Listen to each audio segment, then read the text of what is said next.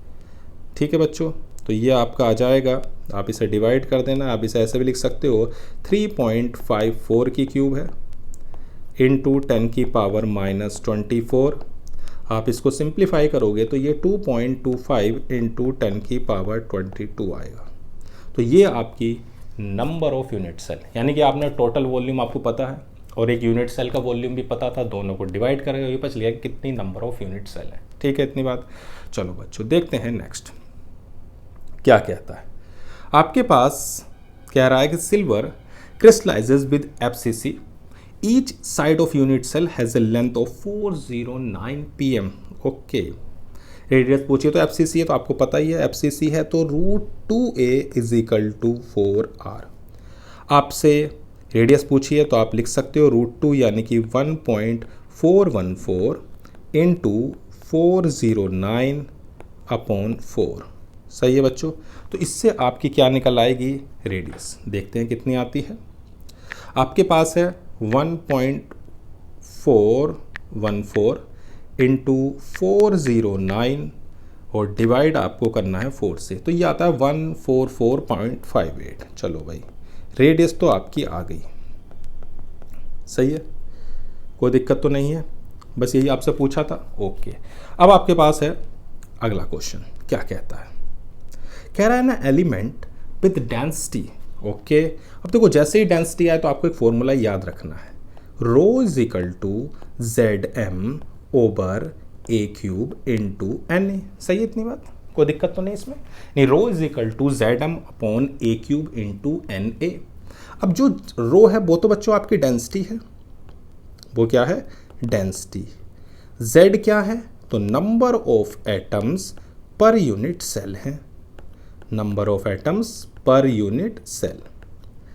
और जो आपके पास m है वो एटॉमिक मास है, और A³ जो है वो वॉल्यूम है, और जो Na है वो आपकी एवोगैड्रो नंबर है। हाँ या ना, सही है इतनी बात, कोई दिक्कत तो नहीं। ये आपको फॉर्मूला बिल्कुल याद रखना है बच्चों। ये जो फॉर्मूला है ρ = Zm/A³ इंटू Na, इस पर लगभग आपको हर साल एक क्वेश्चन यानी न्यूमेरिकल है वो दिखेगा ही।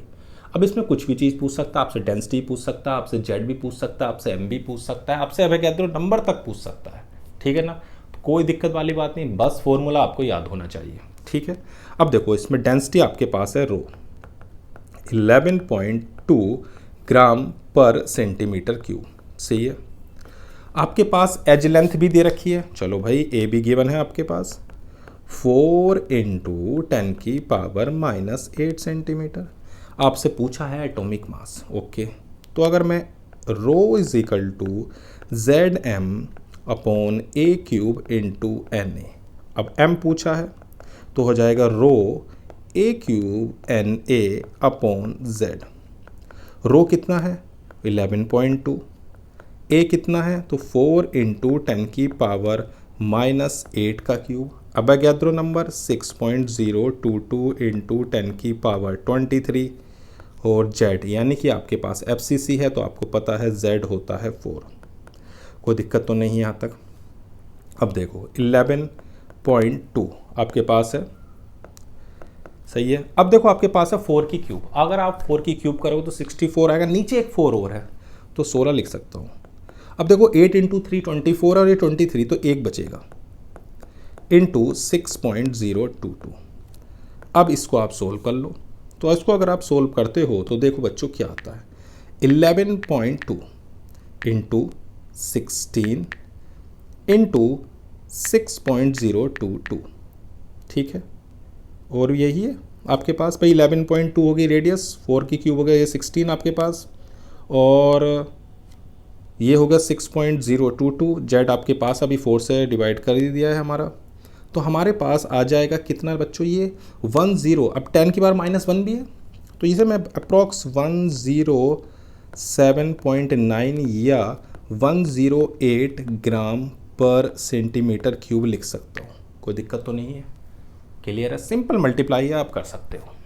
चलो बच्चों देखते हैं नेक्स्ट क्या कहता है। कह रहे हैं element with density. Okay, density आपके पास है 2.8 ग्राम पर सेंटीमीटर क्यूब। आपके पास एज लेंथ भी दे रखी है 4 इंटू 10⁻⁻8 सेंटीमीटर। मोलर मास भी आपको गिवन है नहीं है, यानी कि m तुम्हें निकालना है। सेम फॉर्मूला FCC, तो z की वैल्यू 4, तो रो ZM over a cube into NA, ठीक है ना। तो m निकालना है, रो a cube NA upon z, सही है।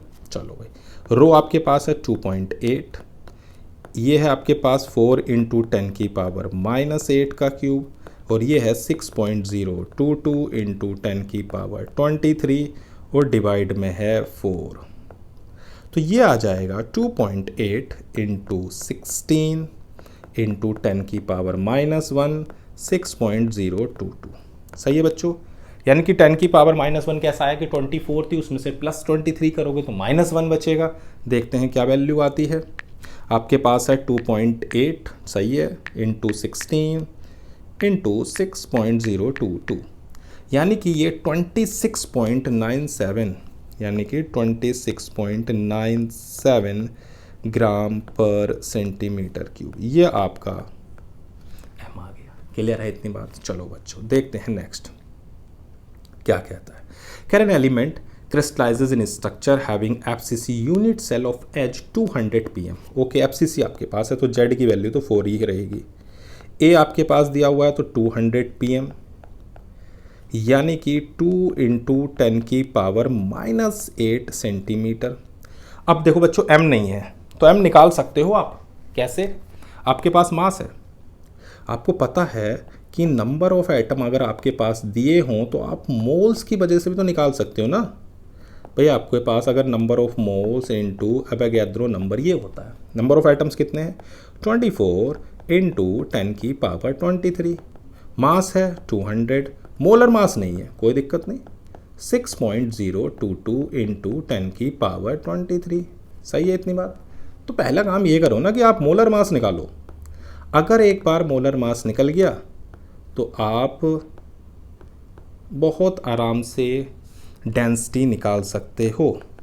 तो ये हो जाएगा ZM over a cube into NA।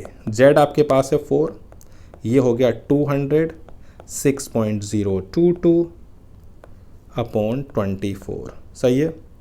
ये हो जाएगा आपके पास 2 इंटू 10⁻⁻8 की क्यूब इंटू एवोगैड्रो नंबर, कोई दिक्कत तो नहीं, ये तो कैंसिल हो गया। अब देखो 4 से ये भी चला जाएगा, 6। आपके पास क्या क्या बचा हुआ है सो ध्यान से देखो। तो 200 बच रहा है ऊपर, नीचे 6, ये 8 और ये -1, ठीक है। अब देखो आप अगर इसको डिवाइड करो तो ये एक तरह से 2000 अपॉन 48 है। अब आप इसको डिवाइड कर लो, कितना आता है 2000 को डिवाइड करना है आपको 48 से, तो 41.6 आ गया, 41.6 ग्राम पर सेंटीमीटर क्यूब। क्लियर है इतनी बात। चलो बच्चों देखते हैं नेक्स्ट क्या कहता है। तो बच्चों 44 क्वेश्चन क्या कह रहा है, the unit cell of element of atomic mass 108U, यानी आपके पास एटॉमिक मास है, ठीक है, कितना है 108U। डेंसिटी भी है बच्चों आपके पास 10.5 gram per centimetre cube. Edge length 409 pm, यानी कि 409 इंटू 10⁻⁻10, तो आप लिख सकते हो 4.09 इंटू 10⁻⁻8 सेंटीमीटर। चलो भाई आपसे पूछा है टाइप, यानी कि टाइप सुनते ही आए कि आपको Z निकालना है। तो rho is equal to ZM over a cube into NA, तो आपको निकालना है Z। तो रो आपके पास कितना है 10.5, ठीक है। A कितना है तो 4.09 इंटू 10⁻⁻8, एवोगैड्रो नंबर भी आपके पास है, ठीक है, और आपके पास डिवाइड में है 108। अब आपको सिंप्लीफाई करना है 10.5, ओके। 4.09 का क्यूब करना है। आप इसे लॉग से भी कर सकते हो, मैं फिर से कह रहा हूँ, अगर आपको लग रहा है कि कैलकुलेशन बड़ी है तो आप लॉग टेबल का यूज़ करें, ठीक है बच्चों। और 10 की पावर -24 इंटू 6.022 10 की पावर 23 और अपॉन में आपका आ जाएगा 108। सोल्व करते हैं, क्या कहता है। आपके पास है 10.5, ओके, इंटू 4.09 इंटू 4.09 इंटू 4.09, सही है, और इंटू 6.022, ये आपके पास आ गया। और डिवाइड आपको करना है 108 से। कितना आ गया, सॉरी, आपको डिवाइड करना था किससे, 108 से, और मैंने कर किससे दिया था, तो आप इसको क्लियर कर दें, दोबारा से कर लेते हैं। 10.5 आपके पास है, 4.09 4.09 और 4.09, सही है। अब आपके पास है 6.022 और डिवाइड में है 108 और 10 की पावर -1 भी है, तो ये आ जाएगा आपका 4 के आसपास। अगर आपके पास Z4 है तो आप समझ लेना कि आपके पास FCC है। क्लियर है इतनी बात, Z4 इसका मतलब FCC, कोई दिक्कत नहीं, सिर्फ कैलकुलेशन है और कुछ नहीं है, ठीक है ना बच्चों। देखते हैं नेक्स्ट क्या कह रहा है। An element X crystallize in FCC structure, 208 gram of its इतने atom, calculate the edge of unit cell, density दे रखी है। तो सबसे पहले M निकाल लेते हैं। तो आपको मैंने बताया था कि M कैसे निकालोगे, तो आपके पास number of atom is equal to number of mole, mole आप निकाल सकते हो 208 upon M into Avogadro number, ये आपके पास है।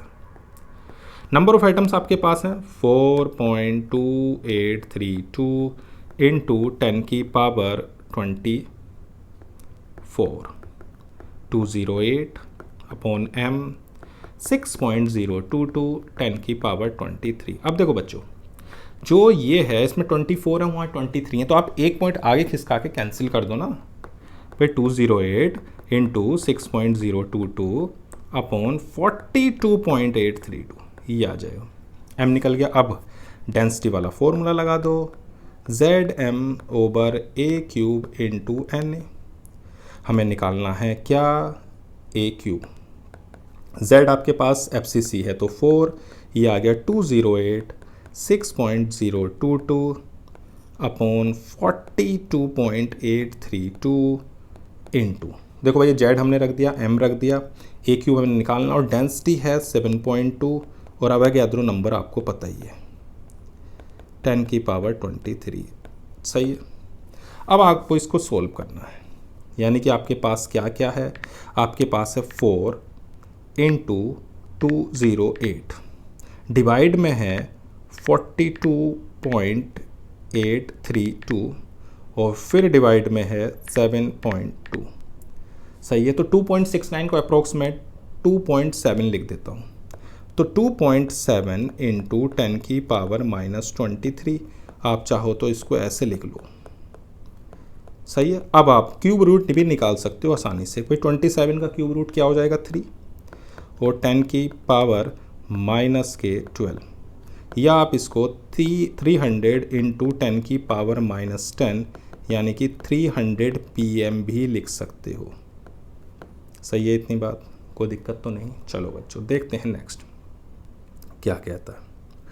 कह रहा है explain how we can determine the atomic mass of unknown metal if you know its a density. तो जैसे ही डेंसिटी है तो भैया एक ही फॉर्मूला हमारे पास है, rho is equal to Zm upon A³ into Na। हमें निकालना क्या है, एटॉमिक मास, तो आप M इज इक्वल टू लिख सकते हो रो A³ into Na upon Z, कोई दिक्कत तो नहीं, बस यूनिट का ध्यान रखना।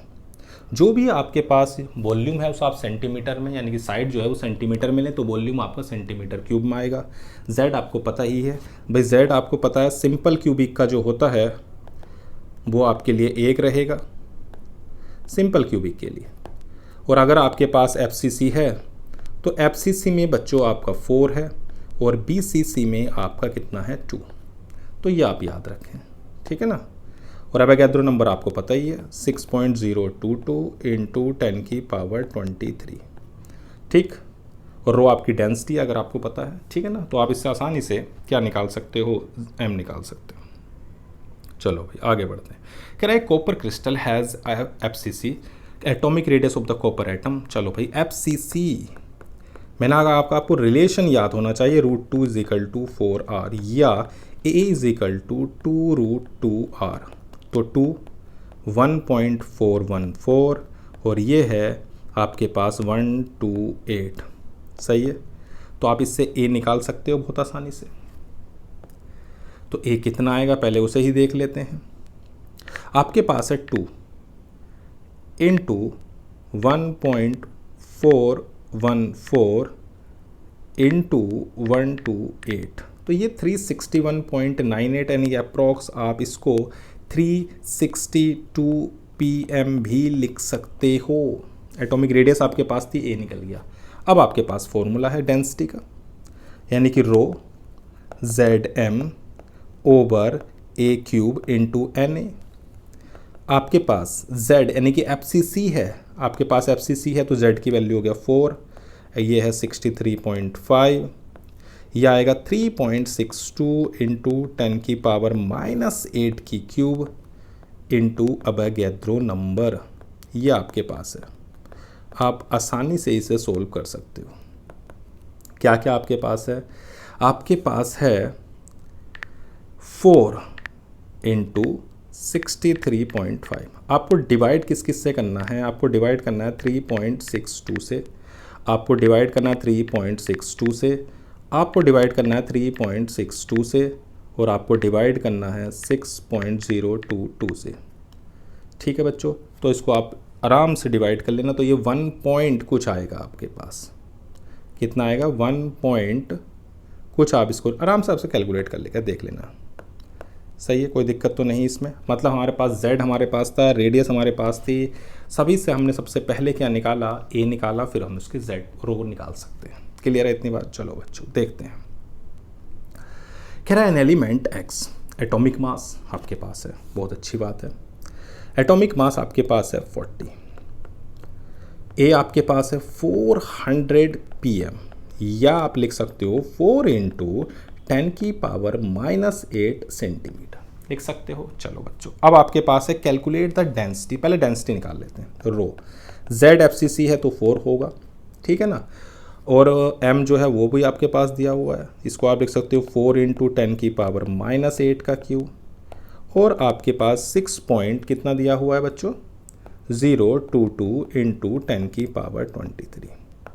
आप अगर इसको सिंप्लीफाई करते हो तो देखो कितना आता है, तो ऊपर हो जाएगा 160, नीचे 64 इंटू 6.022 इंटू 10 की पावर -1। चलो बच्चों सोल्व करते हैं।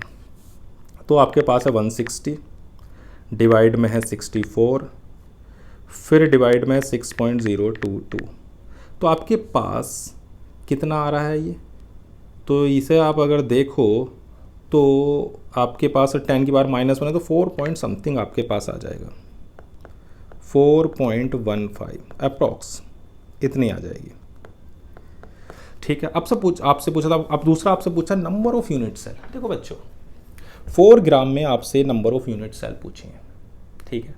आपको पता होता है कि अगर आपके पास कितने हैं, नंबर ऑफ एटम्स आपको निकालने हैं, और नंबर ऑफ एटम्स आपके एवोगैड्रो नंबर तब होते हैं जब आपके पास एटॉमिक मास है। यानी कि अगर एटॉमिक मास इसका 40 है तो नंबर ऑफ एटम्स आपको पता होते हैं 6.022 इंटू 10 की पावर 23, अगर एटॉमिक मास 40 है। सही है, लेकिन अगर आपसे मैं कहूँ कि मेरे पास सिर्फ 4 एटम्स हैं, एक यूनिट सेल में 4 एटम होते हैं, तो क्या आप मास नहीं निकाल सकते? निकाल सकते हो भाई, कि भाई 6.022 इंटू 10 की पावर 23 में नंबर ऑफ एटम्स अगर आप निकाल रहे हो इतने में, तो ये 40 में है, तो आप 4 कितने में होंगे? तो ये आएगा 4 इंटू 40 डिवाइड बाय 6.022 इंटू 10 की पावर 23। ये जो आए आपके, ये क्या आ गए? ये आपके मास आ गया। ये आपका बता रहा है कि अगर 6.022 इंटू 10 की पावर 23 अवोगाद्रो नंबर है तो उसका मास 40 है, यानी उसका एटॉमिक मास है। लेकिन अगर 4 एटम है तो उसका मास ये है। क्यों कर निकाला मैंने? क्योंकि अगर आपको नंबर ऑफ यूनिट सेल निकालने हैं तो सिंपल सी बात है, अगर आपके पास टोटल मास है 40 और आपके पास एक यूनिट सेल के लिए जो मास आ रहा है वो इतना है 6.022 इंटू 10 की पावर 23, तो 40 तो 40 कट जाएगा, तो ये कितना आएगा आपका? आ जाएगा अप्रोक्स 1 ये है आपका कितना था 440 डिवाइड बाय ये, तो आपके पास 1.505 इंटू 10 की पावर 22 आ जाएगा नंबर ऑफ। मैंने करा क्या, मैं आपको दोबारा से बताऊं आसानी से। आपके पास अगर नंबर ऑफ एटम्स अवोगाद्रो के बराबर हैं तो उसका मास एटॉमिक मास के बराबर होता है। तो 4K के लिए कितना हो गया, ये आ गया। अब आपके पास नंबर ऑफ यूनिट सेल आपको निकालनी थी 4 ग्राम में, तो 4 ग्राम है टोटल मास, वो आपके पास है, ठीक है ना। ये 4 ग्राम के लिए इसे 40 इसकी जगह 4 कर लेना आप। ये आपके पास क्या है 4, तो 4 ग्राम में आपसे पूछा था, तो आपके पास ये सोल्व होकर आएगा 1.505 इंटू 10 की पावर 22। सही है, कोई दिक्कत तो नहीं। चलो बच्चों देखते हैं नेक्स्ट 49। आपके पास क्या है, कह रहा है an element has atomic mass 93 gram per mole and density इतना edge length of density type of. आपसे Z पूछा है, फिर वही formula rho is equal to ZM over A³ into NA। सही है, आपके पास जो Z है आप निकाल सकते हो, डेंसिटी आपके पास है 11.5, ये होएगा 3 इंटू 10 की पावर -8 का क्यूब। अवोगाद्रो नंबर है 6.022 इंटू 10 की पावर 23 और वो आपके पास है 93। अगर आप इसको सोल्व करोगे तो ये अप्रोक्स आपका 2 आएगा, सोल्व करके आप देख लेना। और 2 मतलब आपका ये किस टाइप का है बच्चों, BCC टाइप है। क्लियर है इतनी बात? चलो बच्चों देखते हैं नेक्स्ट क्या कहता है। लास्ट क्वेश्चन आपका है आज का। An element crystallise in FCC lattice with cell edge of इतना, कैलकुलेटेड डेंसिटी इतना। ठीक है भाई, डेंसिटी निकालनी है। Z आपके पास हो गया 4, एटॉमिक मास आपके पास नहीं है, तो पहले एटॉमिक मास निकाल लेते हैं। नंबर ऑफ एटम्स दिए हुए हैं 2 इंटू 10 की पावर 24, तो 300 अपॉन M 6.022 इंटू 10 की पावर 23, तो M आ जाएगा। तो ये कैंसिल कर देते हैं इसे 1 0 के साथ, और 2 से 15, तो M आ जाएगा 15 इंटू 6.022 रख दो। अब आपके पास A रो आपके पास आ गया। आपके पास कितनी है सेल, A जो दी है 250 यानी कि 2.5 इंटू 10 की पावर -8 का क्यूब इंटू अवोगाद्रो नंबर। सही है इतनी बात? चलो भाई, तो ये भी कैंसिल हो गया। तो ऊपर आपके पास है 60, नीचे आपके पास है 2.5 की क्यूब इंटू 10 की पावर -1। अगर आप इसको सिंप्लीफाई करोगे तो ये अप्रोक्स आपको 38.4 ग्राम पर सेंटीमीटर क्यूब में देगा। सही है इतनी बात? तो हमारे पास सिंपल आपके पास डेंसिटी का फॉर्मूला है rho is equal to ZM upon A³ into NA। आपको फॉर्मूला लगाना है, ठीक है बच्चों। तो 50 क्वेश्चन आसान था, बस आपका जो क्वेश्चन है ये 48 क्वेश्चन था ये थोड़ा अच्छा है। बस आप 48 में ये चीज़ याद रखना कि आपका जो एटॉमिक मास होता है उस एटॉमिक मास में उतने ही नंबर ऑफ एटम्स होते हैं जितने अवोगाद्रो में, ठीक है। अवोगाद्रो नंबर ऑफ एटम्स उसके एटॉमिक मास है। तो मैंने क्या करा, अगर हमारे पास नंबर ऑफ एटम इतने हैं तो एटॉमिक मास उसका मास होगा, तो 4 ग्राम में वो 4 एटम में, क्योंकि आपके पास FCC है तो FCC के अंदर 4 एटम होते हैं, तो उसका मैंने मास निकाल दिया। फिर मेरे को यूनिट सेल निकालनी थी 4 ग्राम में, तो हमारे पास ऊपर हो गया 4 और डिवाइड में आपका हो गया ये पूरा 440 दिस, तो ये आपकी नंबर ऑफ यूनिट सेल हो गई थी। क्लियर है इतनी बात? बाकी तो क्वेश्चन में कुछ ऐसा नहीं था, सिर्फ कैलकुलेशंस थे, ठीक है बच्चों। तो आज हमने अपने 26 से लेकर 50 तक क्वेश्चंस कंप्लीट किए, बहुत आसान थे, सिर्फ थोड़ी सी कैलकुलेशंस थी और कुछ नहीं था, ठीक है बच्चों। तो ये आपका कंप्लीट होता है आज की क्लास में, इतना ही। Thank you.